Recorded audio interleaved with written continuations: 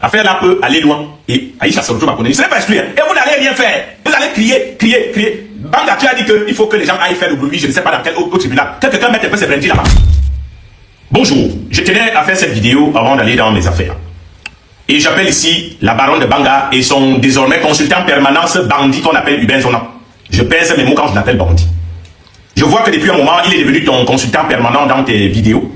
Il raconte une histoire qu'on a déjà racontée sur Internet comme quoi sa femme et son enfant ont été kidnappés par M. Mbienou. Je vais revenir sur Hubin Zonan parce que c'est lui, et tu comprendras pourquoi, qui m'a fait rencontrer pour la première fois, connaître, je préfère dire connaître pour la première fois Stephen Mbienou. Mais avant, je voulais dire que toi et tous les autres qui encourageaient Aïcha à ne pas signer la lettre d'engagement, à faire une différence entre la lettre d'excuse et la lettre d'engagement. Que dit la lettre d'engagement? Parce que je connais le libellé de cette lettre d'engagement. Stephen Mbienou, c'est mon ami. Je l'ai dit dans un post ici que j'ai parlé avec lui. Et dans cette lettre d'engagement, il est écrit que Aïcha doit prendre un engagement devant le procureur de ne plus parler des affaires qui concernent Stephen Mbienou, sa femme Muriel Blanche et leurs différentes entreprises, ainsi que tout ce qui concerne le couple, donc même leur famille. Mais également, de ne plus faire mention de quel que soit le registre, parce qu'elle peut utiliser les synonymes. J'entends que vous les appelez ici, Beyoncé, Jay-Z, le Banja, ou c'est quoi là, Banjambo, comme elle avait l'habitude de dire. Toutes ces choses-là, le libellé dit à Aïcha de ne plus utiliser ces termes. Bref, tout ce qui pourrait faire référence au couple. C'est ça, petite lettre d'engagement pour dire je ne parle plus de vous.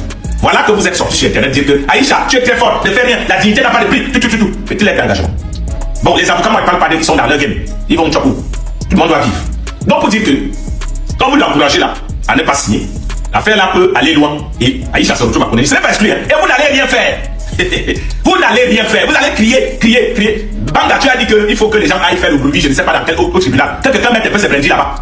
Vous allez comprendre que quand les problèmes sont encore en plus, c'est pour les enfants. Dès que ça arrive au village, ça devient une affaire de grands. Je parlais ce volet-là, comme l'affaire dépendante, je ne vais pas m'attarder dessus. Maintenant, je parle d'Hubin Zonan.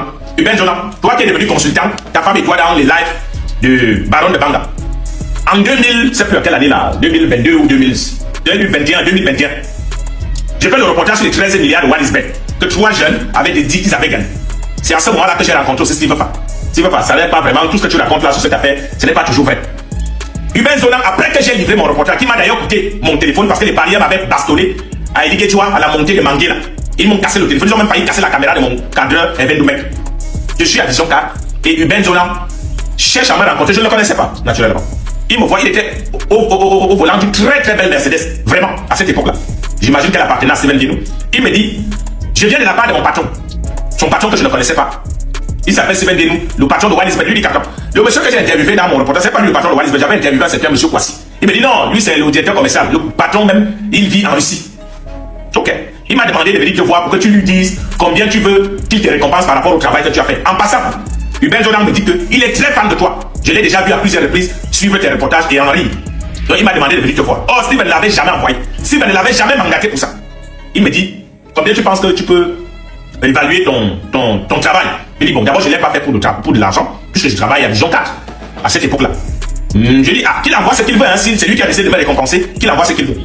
Hubin Zonan me dit, ok, bon, je vais lui dire que tu veux entre 15 et 20 millions. Je suis sûr de son siège de véhicule, combien? De ma vie à cette époque-là, je n'avais jamais vu une telle somme. Bon, c'est-à-dire que depuis qu'il était né, nous sommes en 2021. La plus grande somme d'argent que j'avais déjà eue entre mes mains, jusqu'en 2021, c'était 2 millions, comme mon patron de l'époque, Sa Majesté Jean-Pierre Boublique m'avait donné. Donc, quand tu me parles de 15 millions pour moi, si tu m'avais donné ça à cette époque-là, ça ressemblait au milliard. Il s'en va, et il va fabriquer les conversations entre lui et moi, il fait les captures d'écran, il envoie à son patron en Russie, et il dit à son patron que j'ai demandé 50 millions pour mon travail. Son patron, qui connaissait déjà notre directrice commerciale, puisqu'il faisait les publicités chez nous, appelle, il dit que c'est vrai que je suis fan de Raoul. C'est vrai que j'aime le travail qu'il fait et le travail qu'il a fait. Mais jusqu'à demander 50 millions, ce n'est pas un peu trop là. C'est comme ça que ma grande sœur Mélanie m'appelle, me dit que Raoul, tu allais demander 50 millions pour le travail que tu as fait alors que c'est ton travail. Tu ne sais pas que c'est notre partenaire qui communique chez nous. J'ai dit à Mélanie que 50 millions à qui tu parles de quoi? Elle me dit, elle me montre les captures d'écran que Stephen lui avait envoyées. Je tombe des nues, j'ai dit que comment est-ce que je le connais? Elle me dit que non, tu as dit à son garde du corps que tu veux 50 millions. C'est comme ça que je raconte comment Zonan est venu me voir à Vision 4 pour qu'on aille escroquer 50 millions à Stephen Mbienou. Baron de Banga. Voilà ce que Hubin Zonan m'a proposé à moi, petit journaliste de l'époque, d'aller escroquer 50 millions à Mbienou. Et il a fait pareil avec un certain commandant de brigade, si c'est Kombondo, si c'était où là. Il organisait les schémas avec lui pour aller escroquer Mbienou. Mbienou en a eu marre et lui a porté plainte. Parce que c'est comme ça dans ce monde. Les riches n'ont pas le droit de porter plainte. À chaque fois qu'un riche porte plainte à un soi-disant pauvre, la plainte se retourne contre le riche. On est dans un monde où les riches n'ont plus le droit de se plaindre.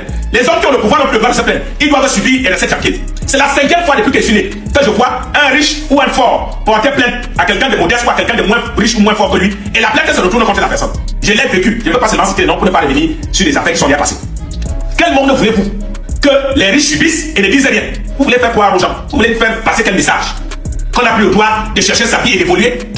Ici sur internet, dès que tu évolues un peu, on dit que tu as les fesses Jean-Jean. On dit que tu te marques quelque part.